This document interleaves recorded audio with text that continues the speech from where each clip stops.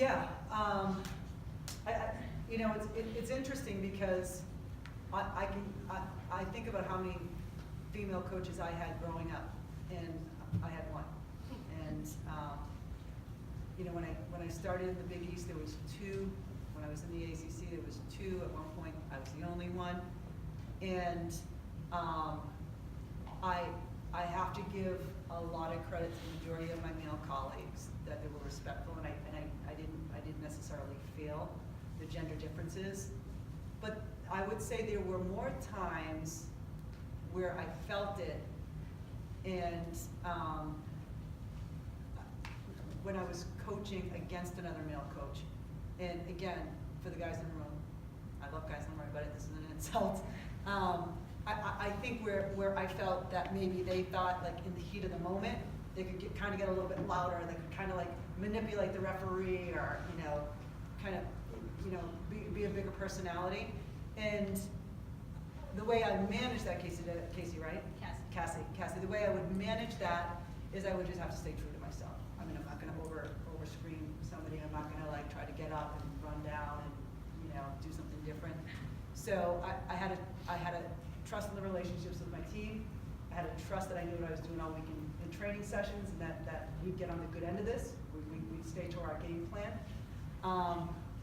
So that was that, you know. And sometimes maybe a male referee. You know, you're coaching against some big names. You know, Mark Aquarium just won a national championship. Hanson's wrote 10 books. Hanson Durant's at UNC. Yep. So, you know, I've been in pretty big matches against pretty, you know, established male coaches, and I remember the first time UNC. Devin, were you with us the first time UNC? No, you were there that day. The first time UNC came up, we were all excited. It was packed. You couldn't. Did you ever come to that first game? Probably not. The Mass Pike was all backed up. They had to bring in the state police. People were lined up. You couldn't walk in. People were lined up. Like, I remember looking at halftime at the gate, at the fence, because we would go in the corner for halftime talk. And people were just holding onto the fence. You know, not to see me, by the way, to see Hanson. And I was just like, oh my God, these poor people. They're like, you know, 5, 6 deep, you know, lined up. Anyways, so long story short, you know, UNC had won, I don't know, what is it, 20-something national championship. So it was a big community. It was the first time UNC had ever come up to Boston to play BC. They were one in the country. We were probably around 20 in the country. It's 0-0 at halftime. We score a great goal in the start of the second half. They call us offside. Like, I wasn't sure about that, but okay. And so now it's getting down to dwindling moments. And so the next thing is they say we have a handball in the box, and not to get critical, but somebody was turned away and it hit her, but so it was no intent to go to the goal. They scored a PK. We scored another goal, it gets called back. They said that we brought it down with our hand and they scored. So we had 2 goals called back. Long story short, they had 3 PKs. We lost 3-0. And you know, I didn't have to criticize the referees because the entire community did.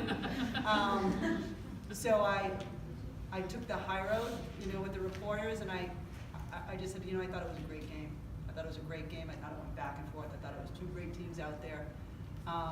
You know, I wasn't going to say, I think the male referee was nervous with the incident, the fact that it was UNC, because what does it get you? You know, what does it get you in life?